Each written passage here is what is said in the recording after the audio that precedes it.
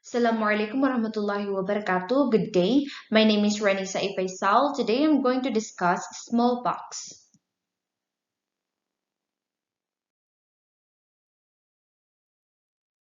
Okay, so smallpox is an acute disease, a contagious disease caused by the variola virus. It is a member of the orthopox virus family, and it was one of the most devastating diseases known to humanity and caused millions of deaths before it was eradicated.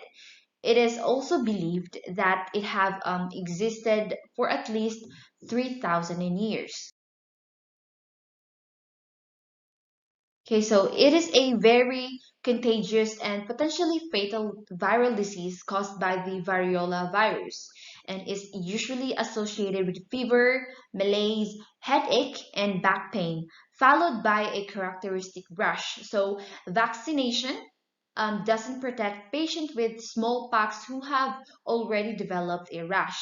So thanks to the vaccination, smallpox is the first human infectious disease that was successfully eradicated worldwide in the year 1980. The cause of smallpox is variola virus, which is a large DNA virus that belongs to the orthopox virus genus and the pox virus family. The important risk factors for constructing smallpox before it was eradicated included close contact with an infected client or contaminated surfaces, infancy, older age, and immunodeficiency.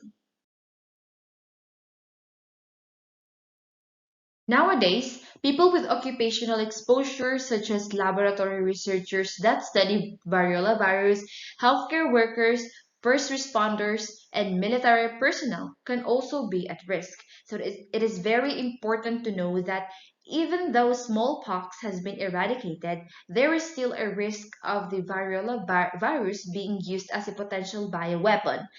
Two research labs still house small amount of the virus, so experts fear bioterrorists could use the virus to spread the disease. Moving on to pathology, variola virus is an airborne virus, meaning it spreads by a small virus containing droplets that get flung in the air when an infected client coughs or sneezes. So if another client breathes in these droplets or get in contact with infected surfaces and then touch their mouth, they can become infective also. So the clients can also become infected if they get in contact with the fluid from an infected client's skin lesions and then touch their own mouth. So, in any case, once the virus enters the body, it invades epithelial cells in the nasopharynx and starts replicating in the cytoplasm, creating new viral particles that leave the cell. Then the virus then infects the macrophages and dendritic cells, which carry it to the regional lymph nodes where the virus replicates once again. From there, the virus enters the blood vessels, causing what's known as primary viremia and spreads to other lymph nodes as well as the spleen, bone marrow, and thymus. After replicating inside the lymphoid organs, variola virus enters blood vessels once again, causing secondary viremia and making its way to other organs such as the liver, kidneys, skin, and the mucosal membranes. Now, complication of smallpox include secondary bacterial infections of the skin, bacterial pneumonia, encephalitis, osteomyelitis, viral arthritis, and orchitis, as well as keratitis and corneal ulcerations, which can lead to blindness. Rarely, smallpox can cause bone marrow suppression and heart failure. Also, as skin lesions heal, They can form residual pockmarks, which are deep and discolored. Clinical manifestations of smallpox typically appear after incubation period 10 to 14 days and include high fever, severe headache, back pain, malaise, and sometimes abdominal pain, vomiting, and diarrhea. 2 to 4 days later comes an enanthem, which is a rash on the mucous membranes of the tongue and palate. This is followed by an exanthem or a red mucular rash that typically starts at the face, distal extremities, hands, soles of the feet, and then spreads to the trunk and proximal extremities. Okay, so over the course of 4 to 5 days, the lesions evolve from a macules to papules to vesicles filled with clear fluid, which can then turn into a pus, giving rise to pustules. So as these pustules pop open, the pus dries out and crusts form. An important characteristic of the smallpox rash is that all lesions are at the same stages of development at a time.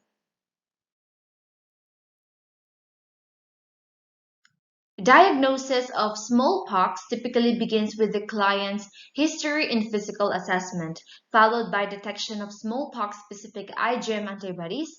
A PCR test can also be used to detect viral DNA in the swabs of the oropharynx, conjunctiva, skin lesions, urine samples, or the organ biopsy.